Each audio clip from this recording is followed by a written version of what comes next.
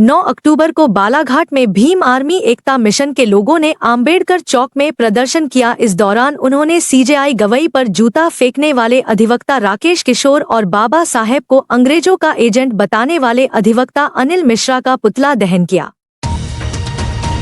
प्रदर्शन के दौरान भीम आर्मी एकता मिशन के अध्यक्ष रितेश बोरकर ने कहा कि बाबा साहब पर की जा रही अनर्गल टिप्पणियों और जूते फेंकने की घटनाओं पर कोई कार्रवाई नहीं हो रही है।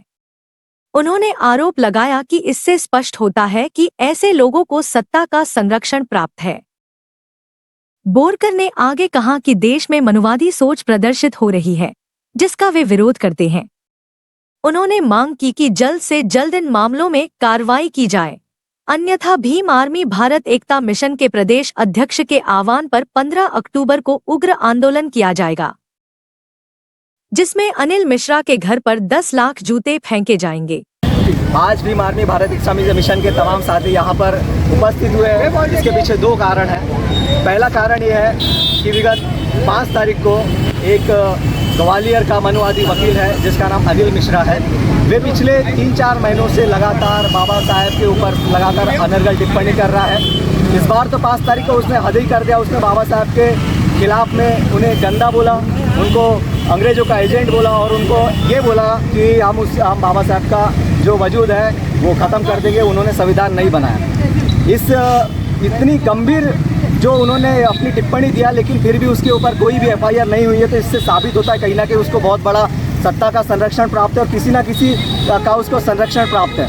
अब जब वो इतनी बड़ी बातें कर रहा है तो जो काला कोट पहना है तो उसको ये भी मालूम होना चाहिए कि इस देश के पहले कानून मंत्री भी बाबा साहेब रहे हैं। दूसरी बात, संविधान के निर्माता है बाबा साहब, तो संविधान का आर्टिकल 19 उनको फ्रीडम ऑफ स्पीच दे रहा है उस मनुवादी अनिल मिश्रा को, उसके तहत ही वो इतनी आज़ादी से बोल पा रहा है। तीसरी बात, अगर उसके खिलाफ आने वाले अभी उसके खिलाफ कार्रवाई नहीं होती है तो जैसा कि हमारे माननीय प्रदेश अध्यक्ष सुनील बैरसिया भीम आर्मी के, उन्होंने कहा है कि हम 15 अक्टूबर को पूरे प्रदेश ही नहीं पूरे देश से 10 लाख जूते इकट्ठा करके इस मनुवादी अनिल मिश्रा के घर पर जाकर के फेंकेंगे। उसको ये जूतों की माला पहनाएंगे और उसको कुत्ता बना करके पूरे ग्वालियर में घुमाएंगे।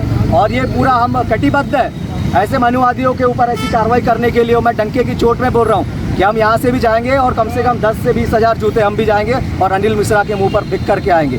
दूसरा जो मामला है, माननीय चीफ जस्टिस ऑफ इंडिया एक भरे कोर्ट रूम में एक मनुवादी मानसिकता का व्यक्ति राकेश किशोर नाम का भरे कोर्ट रूम में उन पर हमला करता है। तो आप ये समझ लीजिए कि आज भी जातिवाद का सबसे बड़ा एग्जाम्पल ये कि उनके पेट में अभी भी कितनी मरोड़ हो रही है। ये एक दलित सबसे बड़े न्यायमूर्ति है, आज भी उनको ये बात खटक रही है। मुझे एक बात मैं बताना चाहता हूँ, इससे पहले भी सुप्रीम कोर्ट ने बहुत सारे आदेश पारित किए हैं, बहुत सारे किसानों के खिलाफ में आदेश पारित हुए, बहुत सारे SC ST OBC धार्मिक अल्पसंख्यकों के खिलाफ में बहुत सारे आदेश पारित किए, लेकिन कभी भी किसी भी SC ST OBC या फिर किसानों ने कभी भी इतना बड़ा कोर्ट रूम के अंदर सुप्रीम कोर्ट में इस प्रकार की कार्रवाई, हमले की कार्रवाई नहीं की। तो ये बताता है कि राकेश किशोर जैसे मनुवादी और ये अनिल मिश्रा जैसे मनुवादी गंदी सोच के लोग भारत में अभी भी है। संविधान का राज चलता है और ये देश भी जो है संविधान से चलेगा।